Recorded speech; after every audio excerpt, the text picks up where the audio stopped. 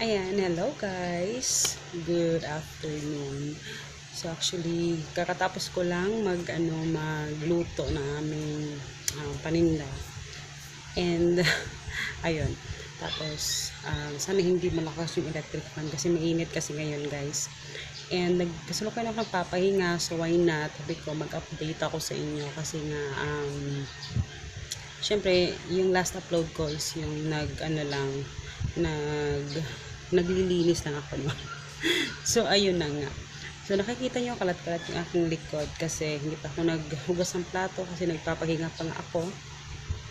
So, ayun. Kasi ang dami nagtatanong sa inyo, sobrang dami nagtatanong sa inyo about sa cash stuffing, yung about sa envelope system. So, i-share ko rin yan sa inyo guys sa mga susunod na mga panahon. So, for now, gusto ko lang muna mag-update sa buhay-buhay natin, no? Kasi syempre, maraming mga nangyari and yun yung gusto kong i-share sa inyo ngayon. So, ako lang mag-isa dito sa bahay kasi nga si Papa is nag-deliver. Si Hagrid naman nasa school. So, ayun na nga. So, gusto kong magiging title nito sa ating video is I'm lost. No? So, tama ba yung magiging title ko? Pero ayun, yung pag-uusapan natin guys. Kasi nga, ito ay gusto kong i-share sa inyo yung journey namin na yung journey namin ni Papa. Medyo malakas yung electric fan, wait lang. So ayan, so, parang komportable kasi ako dito sa aming ano. So mag-uusap lang muna tayo dito ngayon guys, no? Sa susunod na yung mga medyo gusto yung mga vlog, ayan.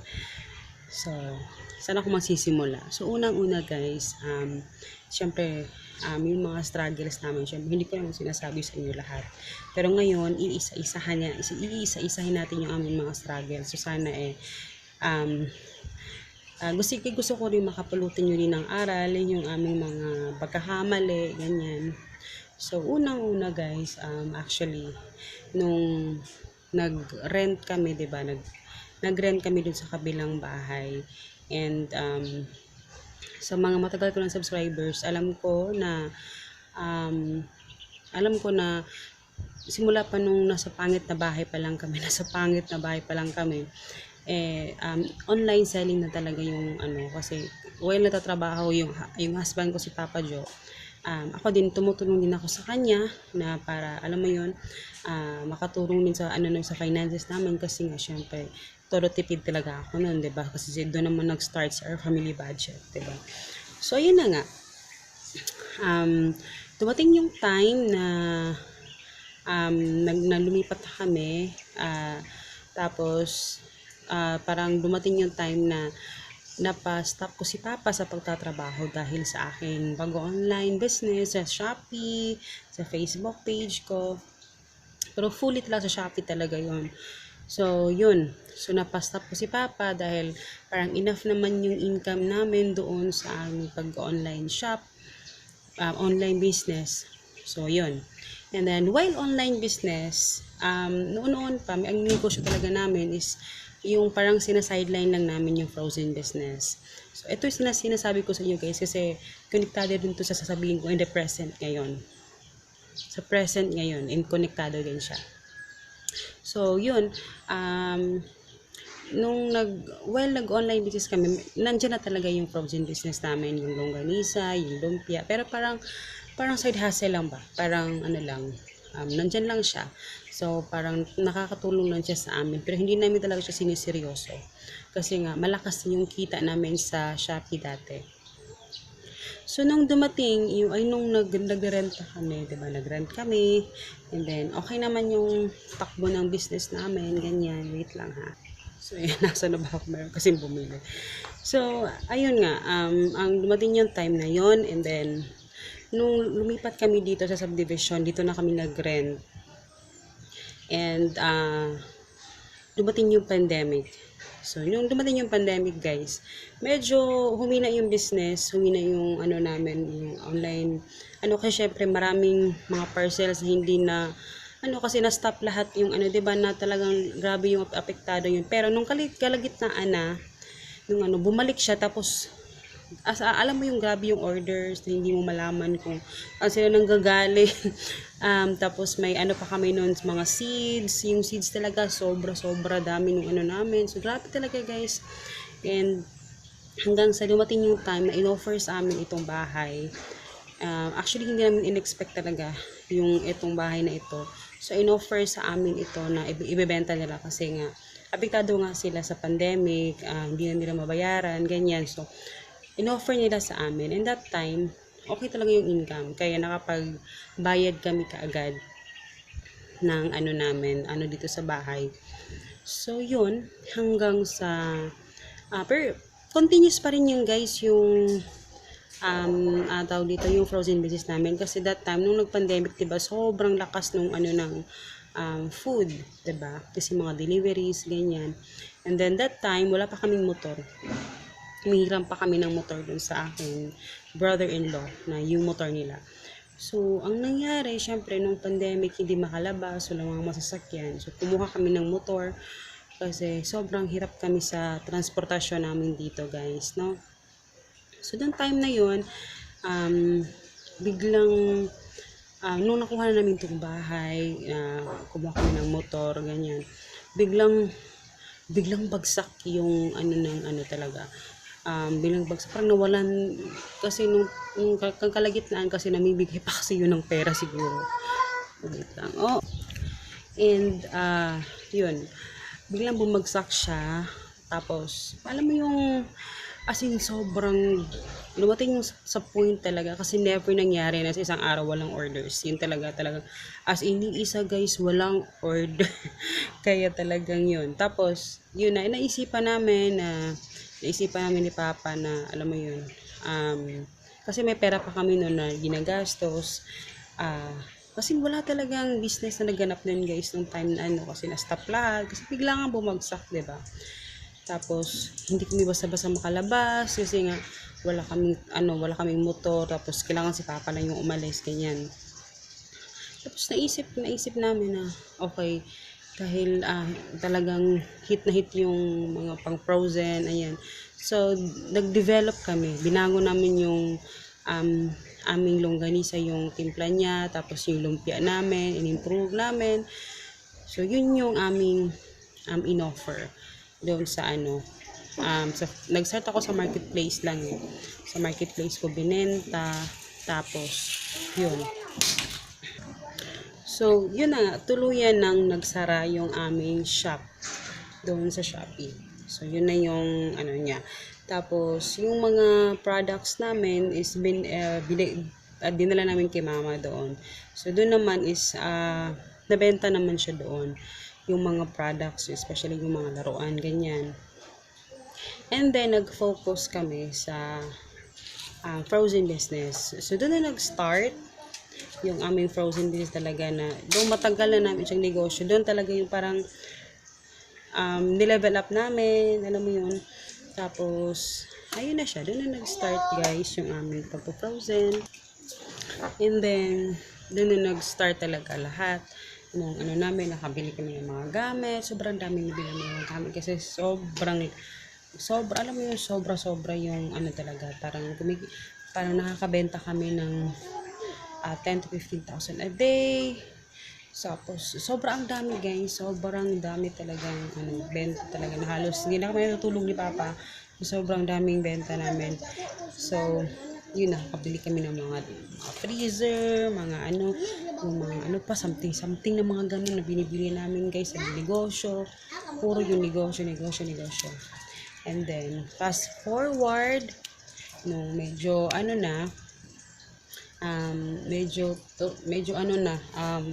yung okay na yung takbo ng pandemic, medyo lumalabas yung mga tao, hindi na masyadong nagpapadeliver. So, maraming napektuhan din dun guys, like mga food panda, kasi syempre yung mga tao nakalabas na eh.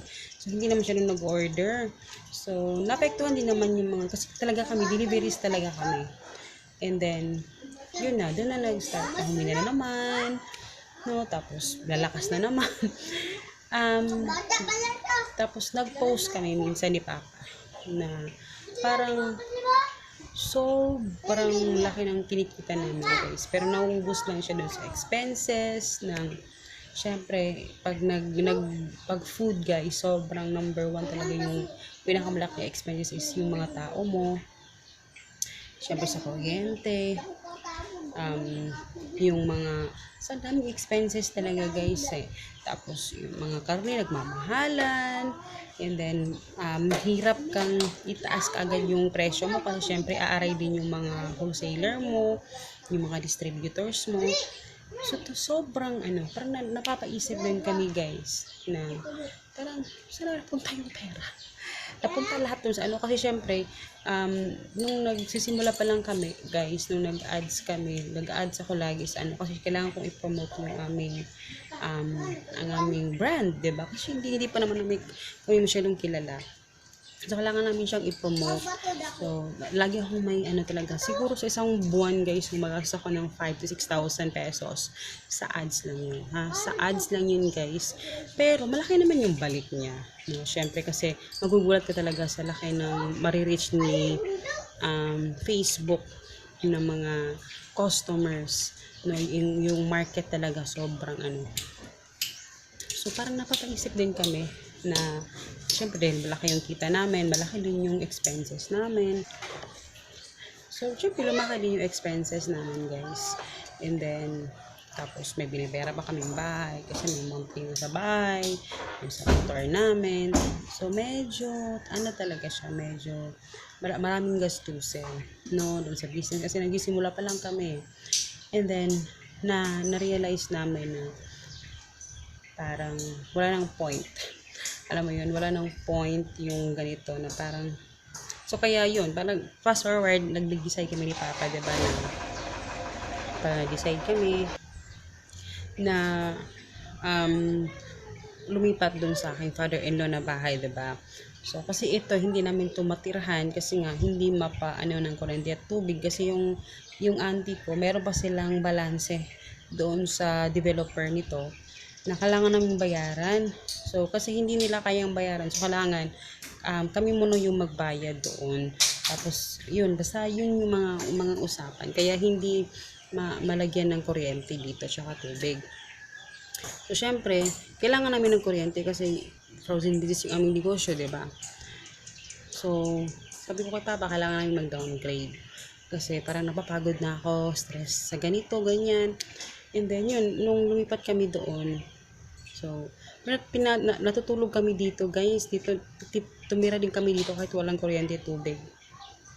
Nag-solar lang kami. Grabe talaga yung sacrifice.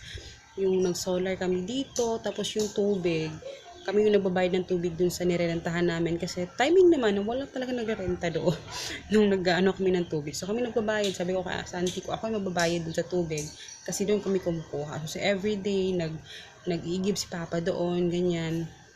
So struggle talaga, pero okay lang. Tapos yun, madaming iyak na ganap, ang daming mga basta grabe yung struggle. And yun. So ngayon, yung aming ngayon is talaga nag-downsize talaga. Parang inalis namin lahat yung mga guys, binenta namin lahat yung mga gamit namin na alam namin hindi na namin kailangan, binenta ko. Alam nyo, almost parang 80% ng gamit namin talaga is binenta at binigay ko na. So, ayun na guys, talagang inisip namin ni Papa yung magiging syempre maganda yung kalalabasan. Talagang grabe yung tipid namin, talagang yung mga side hustle namin, talagang kasi wala na kaming mga utang na alam mo yun kasi dati talagang yung mostly sa mga utang namin guys, yung para sa business talaga namin, yung mga freezer, yung mga kasi syempre kailangan namin ng freezer talaga kasi syempre frozen yung negosyo namin. Tapos yung mga bayarin pa, iba yung mga bayarin ko kasi sa kuryente, sa tubig, dun sa production, iba yun, iba din yung sa amin. So talagang draining talaga and yung nag-decide kami ni Papa na talagang simplihan na yung buhay And ngayon, wala na kaming ads. Hindi na ako nagpapa-ads. Kasi parang sabi ko, wala nang point na ano. Pero hindi ko naman sinasara yung door ko sa pag-ads. Kasi nakatulong din naman talaga sa amin para ma-promote yung aming brand sa aming frozen business. So ngayon, hindi na kami nag-ads guys. And ang ginagawa namin ngayon is nag-aantay na lang kami ng mga wholesaler, yung mga distributors namin na umorder. And sobrang laki pasalamat ko din sa Facebook talaga kasi nakilala si Hilamos talaga, yung aming brand talaga, nang dahil sa kanya. And ngayon, kahit hindi na kami nag-ads, meron talagang pumapasok ng mga orders, yung mga ano namin, mga distributors and mga resellers. And nagpapasalamat talaga ako, sobrang laking pasalamat ko kay Facebook dahil sa kanya talagang ano yan. So kahit hindi na ako mag-ads, okay na, meron na kaming income na pumapasok pa din. And then, ito naman tindahan guys, is hindi ko naman to in-expect na darating, dumating siya. And napakalaking blessings itong tindahan sa amin kasi talagang malaking tulong din siya sa amin. And, ayan, marami kami mga side hustles talaga. Sobrang dami. Tapos, alam mo yun, marirealize mo na mas better yung pakonti-konti yung kita, pero nakikita mo kung saan napupunta yung pera mo compare dun sa sobrang laki ng income namin. Pero talagang nakaka-overwhelm yung malaki yung kikita mo pero ang daming gastusin, ang daming nakaka-high blood minsan yung ganun. Tapos yun, draining talaga siya guys, draining talaga. And yung responsibility mo sa mga tao mo, responsibilities mo sa yung mga bayarin mo, ganyan, hindi madali maging business owner din talaga. So now, mas relax. Alam mo yung dati, malaki yung income namin guys, pero lagi kami nade-delayed sa mga bayarin namin sa kuryente, tubig. Kasi minsan nakakalimutan ko na din. Sa sobrang dami kong iniisip, nakakalimutan ko rin yung bayaran, yung mga bayarin namin. Sobrang busy. Alam mo, na-busy ka lang dun sa, alam mo yon. Basta na-busy ka lang, alam mo yon, ganun. Pero ngayon, alam mo yung pakonti-konti yung ano, pero pala nakakita ko, tapos nakakapagtabi pa ako ng pera. And hindi pa kami delayed magbayad sa kuryente at tubig namin, nakakabayad kami ng ano, sapat. Tapos yun na, talagang grabe yung ano, talaga yung faith lang talaga kay God yung namin talaga, no. Hindi kami pababayaan sa journey namin na ito ngayon. And yun, masaya ako talaga. And yung tindahan namin, growing siya. Alam mo yung hindi nauubos yung paninda, nandyan pa rin siya, maraming bumibili. And yun, sobrang nagpapasalamat talaga ako guys na pinili namin tong landas na ito ngayon, na maging simplehan na lang yung buhay. Tapos yung bahay namin, hindi kami nagmamadali guys. Hindi muna kami nagpaayos ng bahay kasi inuna muna namin na ilagay muna sa negosyo namin, sa tindahan. Kasi para ano lang talaga, sa susunod na lang, parang hindi ko na minamain yung sasabihin ng ibang tao na ay ganito yung bahay nila, ganyan yung ano nila. Wala akong pakialam guys. As long as nag-grow yung business namin, tapos hindi kami nahihirapan doon sa aming mga pang-araw-araw.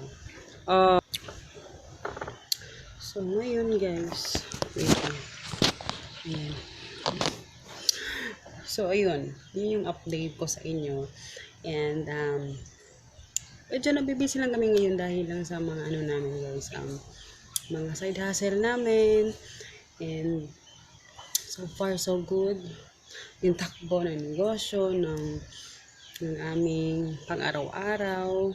And hopefully talaga this year gusto ko talagang ano kami ng solar guys, lagay ng solar kasi gusto ko yung hybrid ba na may solar, tapos meron din sa aming si Palco dito yung provider ng aming para at least konti na lang yung ano namin, isa ba din yung guys sa kuryente namin, talagang nagpa-extra ng kuryente. Ang ginagamit namin ngayon is yung aming pinakamalaking freezer, yun yung ginagamit namin, tapos talagang nag-less kami talaga, sobrang less namin.